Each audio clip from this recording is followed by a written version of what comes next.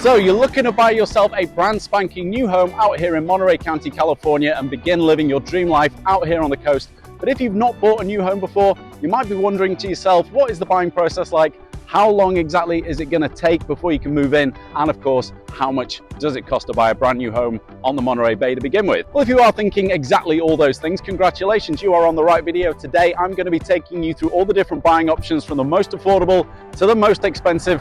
And we're going to be doing a bit of a dive into the pros and cons of buying a new home. And of course, what steps you need to take to make sure you're buying something in good condition that is going to last. I'm going to go ahead and assume you're already fairly familiar with the Monterey Bay. If not, please check out my other videos. I'll drop a few links in the description below. But for now, let's crack on with the video. So our first stop today is here at the Enclave, which has kind of flown under the radar a little bit in the world of Central Coast real estate.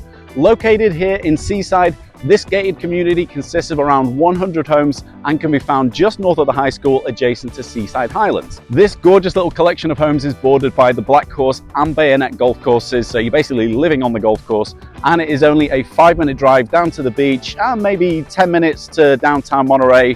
Pretty primo location here on the Monterey Bay. The homes here are very large and vary in size from around 2,800 square feet up to about 4,000 square feet. Most are going to have 4 bedrooms and probably a bonus room or at least a designated office space within the house. And of course, that open concept living area principle is very much in effect. The prices for these start at around $1.8 million and they do go up to a high of $4.5 million. Which is an extraordinarily high amount for properties in Seaside, but this is obviously on the rare, bigger models that are on a premium lot space, probably got some fantastic views of the bay. And now before we go any further, very quickly, please give Moving to Monterey a like, subscribe, tap that bell, and as always, I am Andy Woolfoot, the British agent, realtor here in Monterey County, California. I've been serving clients here for 10 years now and I absolutely love my job.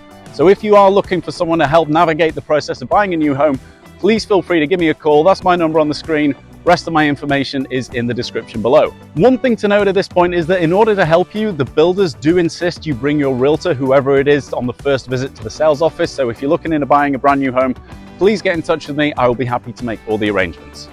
Now today, in October 2024, the builder Shea Homes has 3 homes ready for move-in, 8 more under construction, and 7 lots still available. More than 70 properties have now been completed and sold.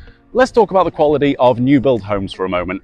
Now, I'm confident in saying in the vast majority of cases, there's not likely to be any major problems, but I do recommend to my clients to at least get a home inspection prior to moving into the property. Like I said, most new homes will be built to proper construction standards, but if you think there's no chance that there'll be any issues, then well, I got a few home inspector Instagram accounts to show you. There are some absolute horror stories out there. Now, one of the most well-known new developments in Monterey County is the East Garrison neighborhood where I am now, just a couple of miles inland from the city of Marina. This was first approved back in 2004, but the ensuing housing crisis postponed the groundbreaking for nearly a decade, and it wasn't until 2014 the first homes hit the market, and they have been snatched up here ever since. This is a very popular place to live around here.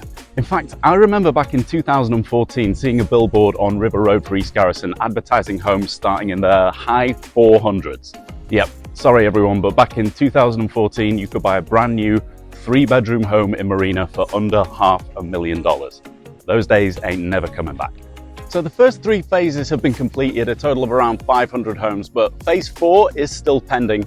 Some new developers took over the project recently and are making some adjustments to the planned town centre area of East Garrison, which I'm walking through here. This would reduce the amount of commercial premises they had planned, and also they are revising the number of planned homes, so we're waiting to see what will become of phase 4 when these new homes will eventually hit the market. Most homes here will be 3 or 4 bedroom, around 15 to 2,200 square foot. Some of the resales around here are still priced at less than $900,000, but there is a Melrose and a monthly HOA to consider. One negative is that a lot of people consider the lot sizes, typically around 4,000 square foot, to be very small. If you're looking for a bit more information on what it's like to live in East Garrison, I have done a previous video on that, link in the description below. Marina has also been blessed with 2 other new housing development sites in recent years, which are bringing fresh offerings to our local real estate market. These are Sea Haven and the Dunes. I'm back here in Sea Haven right now. This is a great development which initially hit the market back in 2017, but the developers Trumark Homes have been steadily building and releasing new homes in clumps all this time. Today we have 5 brand new homes ready to move in, ranging in size from 2,300 square foot to around 3,000 square feet, and the cost ranges from $1.2 million to around $1.6 million. Now, I did speculate in a recent video that sales in Sea Haven have been kind of slow recently, so maybe there's a small window of opportunity here to negotiate with the developers for a better price or at least some concessions. Not something they typically indulge in though, they're usually pretty fixed on the price. Now, as I just mentioned concessions, this might be a good time to talk about financing. It's always the most important first step of buying a home to get yourselves pre-qualified with a trusted loan officer who can give you an idea of what your monthly payments are going to be.